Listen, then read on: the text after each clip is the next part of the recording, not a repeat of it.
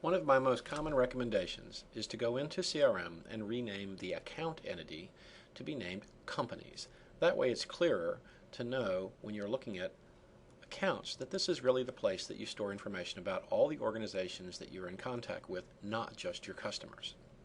So in order to accomplish that, we bring up the Microsoft CRM web client, and we do have to be signed on as either a system customizer or a system administrator. In this particular example, this is CRM 3.0, but it works exactly the same way in 4.0. We come down and we click on the settings.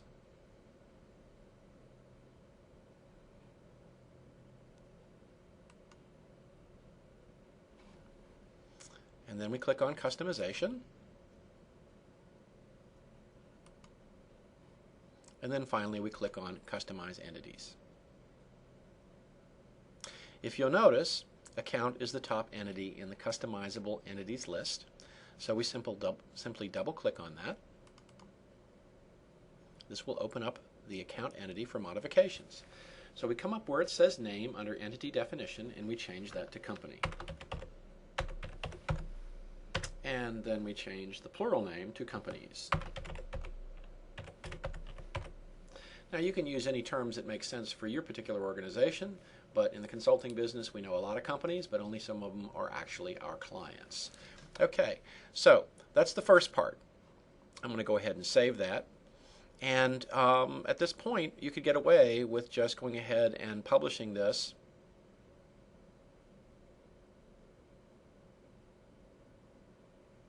I'll wait for the screen to come back. Under Actions, I'm going to click Publish. And this will make the change out to all users from now on. It's that simple to do. Now, the more thorough approach is actually to go a little bit further, and we come down to Messages. Now, hang on a second. I'm going to back out of this all the way for the moment, and I'm going to show you what this looks like now. So if we go to Workplace, if you'll notice, it still says accounts here, and that's because this will not show up until you actually get out of CRM and start it back up again. So I'll reload CRM. This will come up in Workplace, and now you'll see it says companies instead of accounts. So it takes a moment to refresh, so keep that in mind. All right. The more detailed approach to this is we go back into Settings, we go to Customization, we go to Customize Entities, and we now have to look down here in the list for the company entity. If you'll notice, the schema name is still account. That's the internal name it's known by. But a company is now what it's known by in its descriptions. So we open up the company entity and we come down to Messages. And this is where you go in and you have 57 messages here that basically represent